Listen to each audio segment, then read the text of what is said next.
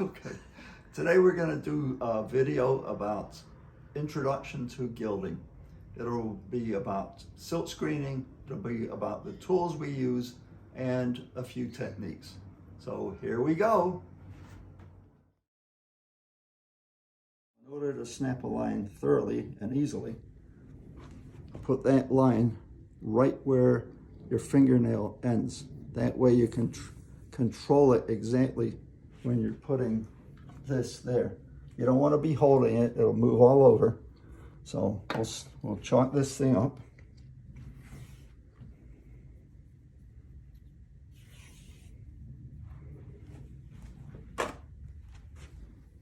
And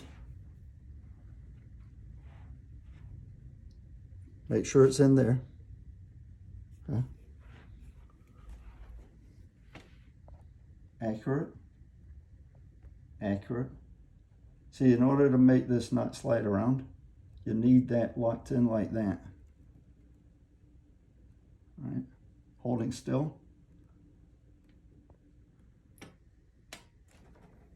Okay, we've got a line there.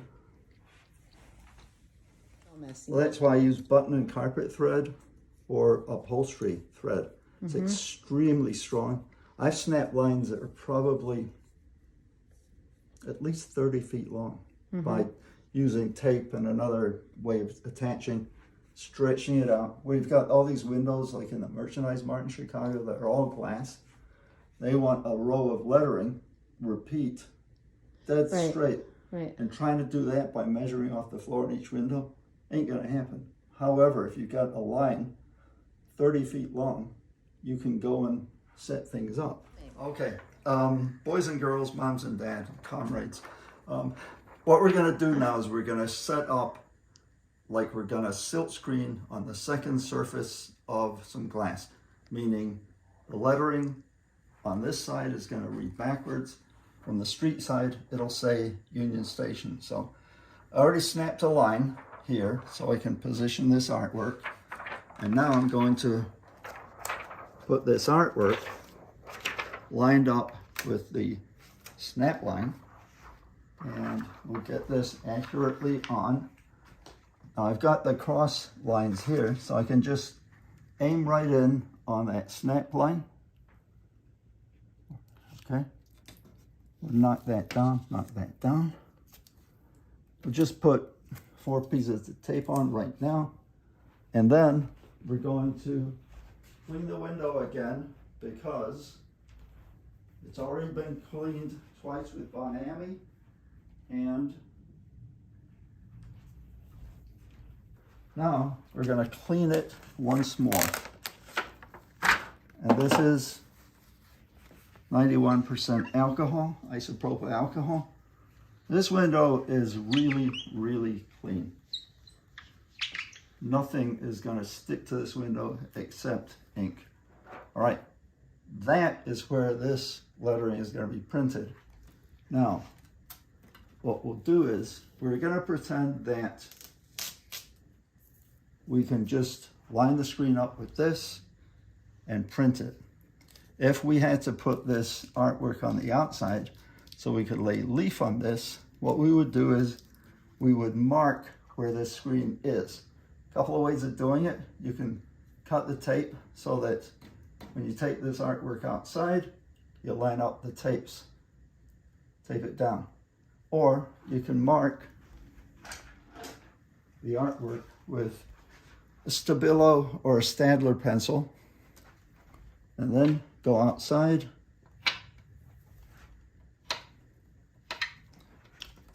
line up those marks, and then you'll know where your gold is going to go.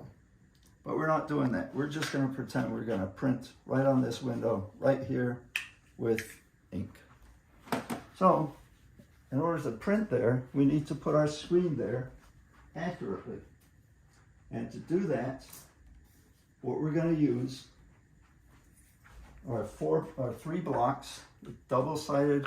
This is very high bonding. This is Avery tape, and there are various types of tape that you can use, and I'll show you that in a minute.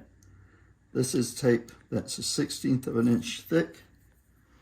The reason for that is when it comes time to take these off the window, these are small, but on huge screens you use large blocks. You can spray some soapy water there, put your palette knife there, and one twist and it's off the window.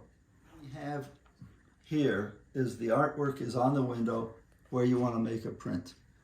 Now what we have to do is take the silk screen, put it on the window, and then lock it in place. And to lock it in place, we're using these little blocks here. They're 90 degrees, so they can slide on the screen. And that will keep the screen from sliding when you're printing. So we'll line this up very accurately with the artwork. Now that is dead on, perfect. Here's the important thing. When you're putting the blocks on, you don't rock them in, you gotta slide it right on the screen.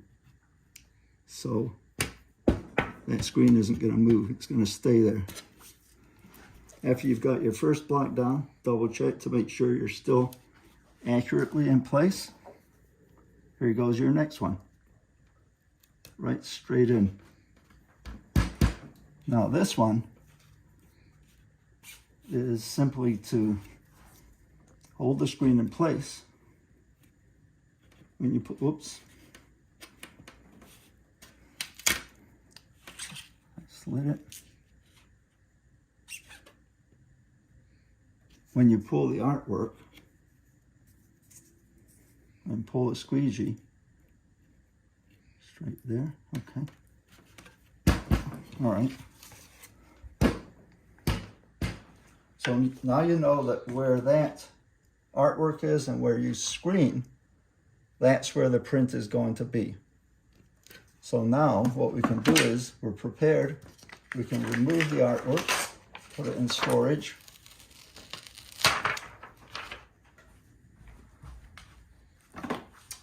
Pour a little ink in the screen. It's set to go.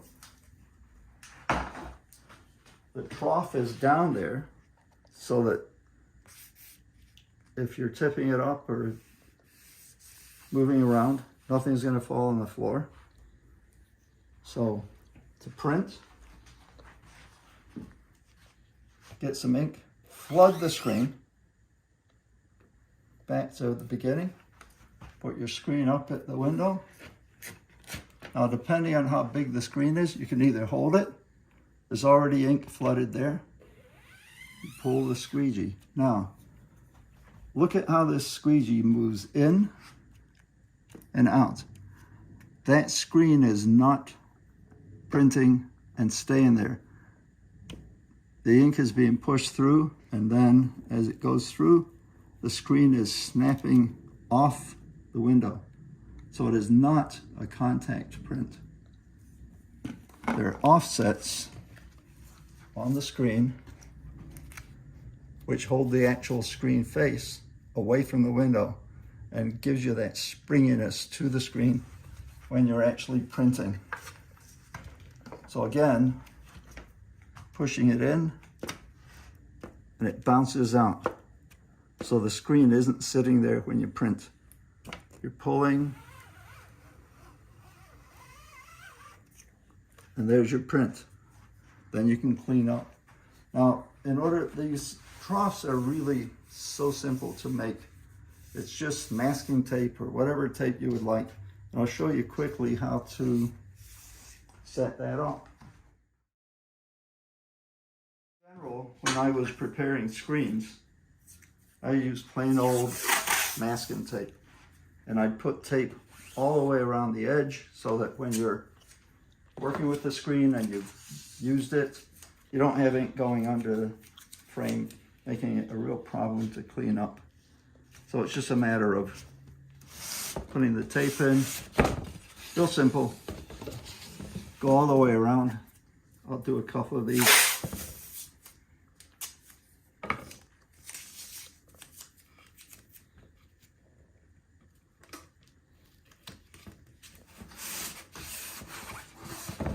And that will make your job so much easier when it comes to cleaning up. If you can imagine, after you've printed, any ink that's going around is stopping at the tape. If you don't have tape there, you'll have ink going under there. And it's a real mess to clean up. So we're just gonna leave that like that. Now, to put a trough in, again, it's really simple. You make the tape slightly longer than the width of the screen itself. And the reason for that is you put this tape just a little bit over the edge, like that. Squeeze it down. Now, where this is, you simply fold this over. And where that excess tape was, it'll stick this to that in order to make the trough or finalize it. And you can make these as big or as little as you please, but it's almost like an insurance policy.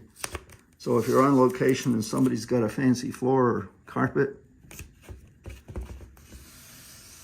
you now don't have to worry about ink going onto the floor. And if necessary, you can double this up. You can make it deeper,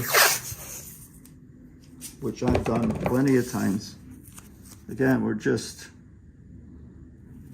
plunking tape on tape.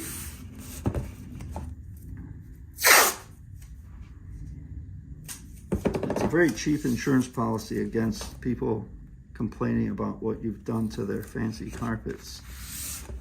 And that's it. It's whatever ink you've got, it's going to stop there, because if you're doing multiple prints in a facility, as I've done many times, you got a screen all covered in ink. You don't want to be worrying about putting it up again and there's ink down here and it's ready to go over. So it's just very simple, direct and easy to go. Nothing to it.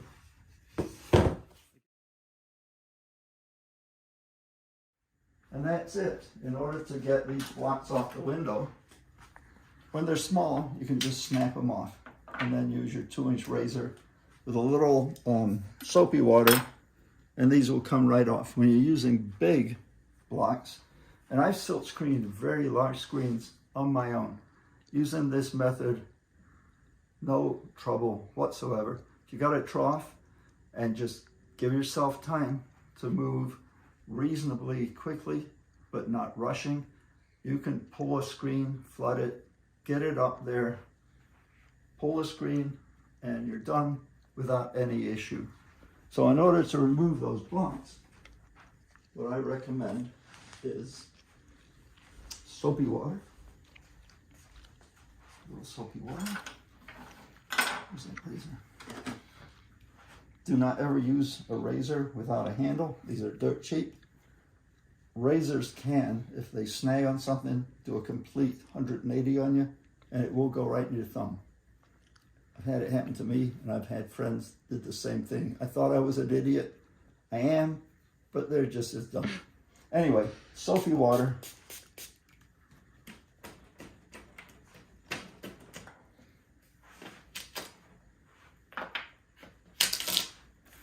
Of course, you'll have a paper towel there, so you're not making a mess.